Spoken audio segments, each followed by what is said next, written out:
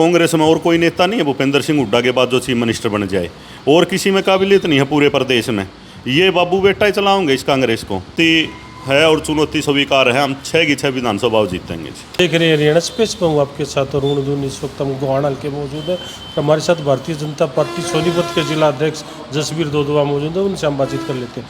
अध्यक्ष जी, जनता में एक चर्चा चल रही है, अब जुनसी याड़े टक्कर हो रही है ज़बरदस्त, पेच गया अब कनाडा फंस हरियाणा में, जुनसी पार्टी बढ़िया कैंडिडेट तार लेगी, वह चुनाव जीत जाएगी।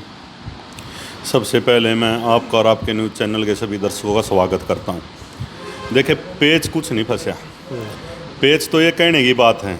भारतीय जनता पार्टी की सरकार, नरेंद्र मोदी जी का जो सपना है देश को विकसित भारत बनाना, और हरियाणा के मुख्यमंत्री नायब सैनी जी और मोहन लाल जी की जोड़ी, लोगों को पूरा विश्वास भारतीय जनता पार्टी में है। भारतीय जनता पार्टी 36 बिरादरी की पार्टी, सबका साथ सबका विकास को लेकर चल रही है। अंतिम व्यक्ति के विकास की बात करती है, गरीब का उसके घर तक पहुंचाने की बात करती है। दूसरी पार्टी देख लीजिए और भारतीय जनता पार्टी देख लीजिए, भाई भतीजावाद नहीं है, भय भूख भ्रष्टाचार से भारतीय जनता पार्टी की लड़ाई है। इसलिए कोई पेच नहीं फंस रहा। जनता का मन, जनता जनार्दन है, उनका मन भारतीय जनता पार्टी के प्रति है। पहले की सरकारों को देख लिया, 10 साल कैसे इन्होंने प्रदेश को लूटा है। इसलिए भारतीय जनता पार्टी की 100% सरकार बनेगी, प्रदेश में तीसरी बार सरकार बनेगी और नायब सैनी जी के नेतृत्व में बनेगी, और वो दूसरी बार प्रदेश के मुख्यमंत्री बनेंगे।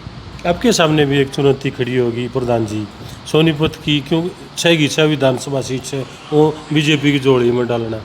देखिए, चुनौती, क्योंकि जो लोकसभा चुनाव हुआ था ना, उसमें बड़े कम मार्जिन से बीजेपी सोनीपत की सीट लूज कर गई थी। देखिए, ये भारतीय जनता पार्टी ना संगठन की पार्टी है। मैं संगठन का जिला अध्यक्ष होने के नाते मेरी ड्यूटी भी बनती है कि भारतीय जनता पार्टी का कमल का फूल 6 की 6 विधानसभाओं में खिले। भारतीय जनता पार्टी मजबूत हो, हर एक वर्कर का मान सम्मान हो, 6 की 6 विधानसभा जीत का हम सरकार बनाए, तभी हमारे एरिया का विकास भी होगा। और जब हमारे 6 विधायक होंगे तो लोगों का काम भी होगा, लोगों को एक प्लेटफॉर्म भी मिलेगा। तो इसीलिए मेरी तो प्रायोरिटी है, चुनौती है और चुनौती स्वीकार है, हम 6 की 6 विधानसभा जीतेंगे। देखिए, आपकी एक विशेष जिम्मेवारी हो जाए, जो लोकसभा चुनाव हुआ था उस समय, क्योंकि बीजेपी सबसे बड़ी पार्टी है दुनिया की, पर एजेंडा के मामले में बड़ी कमज़ोर साबित हो रही थी। देखिए, कुछ ना कुछ कमी जरूर रही है, लेकिन हम उस पर संज्ञान लेते हुए धरातल पर पूरी मजबूती से बूथ पे अपने कार्यकर्ता को, शक्ति केंद्र प्रमुख को, पन्ना प्रमुख को, सबसे हमारी मीटिंग लगातार चल रही हैं और लगातार कुछ कमी रही है उनको सुधारने का काम करेंगे। विधानसभा में सभी बूथों पर एजेंट की जो भी भूमिका है, किसी भी प्रकार का कोई भी काम हो, बूथ पर पूरी मेहनत से और पूरी लगन से भारतीय जनता पार्टी का कार्यकर्ता करने का काम करेगा।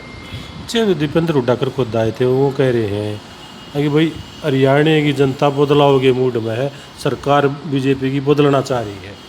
देखिए, विपक्ष का तो काम है, विपक्ष तो बोलेगा, लेकिन मैं आपके चैनल के माध्यम से एक बात कहना चाहता हूँ, ये बाबू बेटे की पार्टी बनकर रह गई है। प्रदेश अध्यक्ष जी का, राष्ट्रीय अध्यक्ष जी का भी फोटो इनके उस पर नहीं होता, इसके बेटे का बड़ा फोटो होता। ये अपने बेटे को प्रोजेक्ट करने पर चल रहा है। क्या बात, मतलब कांग्रेस में और कोई नेता नहीं है भूपेंद्र सिंह हुड्डा के बाद जो चीफ मिनिस्टर बन जाए, और किसी में काबिलियत नहीं है पूरे प्रदेश में। ये बाबू बेटा ही चलाओगे इस कांग्रेस को। इन्हें कांग्रेस का सत्यानाश कर दिया, इनकी वजह से कितने व्यक्तियों ने कांग्रेस के दल को छोड़ा है। राव इंद्रजीत भी कांग्रेस में थे, धर्मवीर सिंह भी कांग्रेस में थे, किरण चौधरी भी कांग्रेस में थी, कुलदीप बिश्नोई भी कांग्रेस में था। इनको जब ये पता लग जाए भाई मुख्यमंत्री के लिए और कोई आदमी कैंडिडेट है, तो 1 मिनट में उसका राजनीतिक हत्या करने का काम करते हैं। ये बाबू बेटे की पार्टी बनकर रहेगी है। प्रदेश में तो 10 साल ही न लूटा है, ये इनकी लूट की तड़प है। लोगों ने इनकी एक एक कारगुजारी का पता है, लोग भारतीय जनता पार्टी के साथ हैं।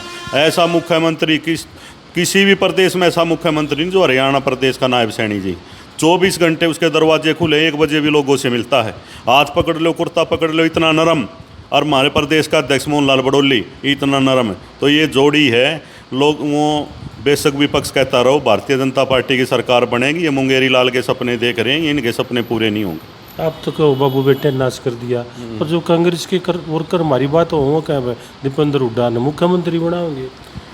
दीपेंद्र हुड्डा को जो मुख्यमंत्री बनाने की बात कर रहे हैं ना, यही तो, क्या कांग्रेस में और कोई चेहरा नहीं क्या?